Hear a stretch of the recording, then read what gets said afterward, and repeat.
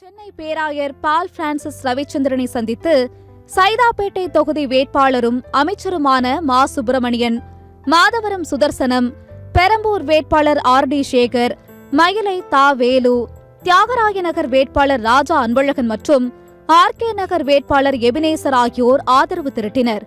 அதேபோல சென்னை ஆர்ஏபுரத்தில் இயேசு அழைக்கிறார் ஊழியங்களின் நிறுவனர் பால் தினகரனை சந்தித்து அமைச்சரும் துறைமுகம் தொகுதி வேட்பாளருமான சேகர் பாபு, எழும்பூர் வேட்பாளர் தமிழன் பிரசன்னா, வில்லிவாக்கம் வேட்பாளர் கார்த்திக் மோகன், அம்பத்தூர் வேட்பாளர் பூர்ணிமா மற்றும் திருவேக்க நகர் வேட்பாளர் ரவிச்சந்திரன் ஆகியோர் ஆதரவு கோரினர். தாம்பரத்தில் காஞ்சிபுரம் செங்கல்பட்டு ஆர்.சி. பேராயர் நீதிநாதனை திமுக கூட்டணி வேட்பாளர்கள் சந்தித்து ஆதரவு கோரினர்.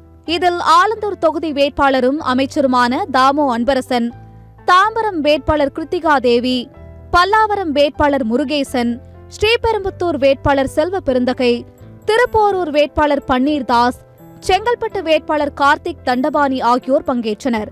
திமுக மாநிலங்களவை உறுப்பினர் வில்சன் ஒருங்கிணைப்பில் நடந்த இந்த சந்திப்புகளில் திமுக கூட்டணி வேட்பாளர்கள் சட்டமன்ற தேர்தலில் ஆதரவு திரட்டினர்.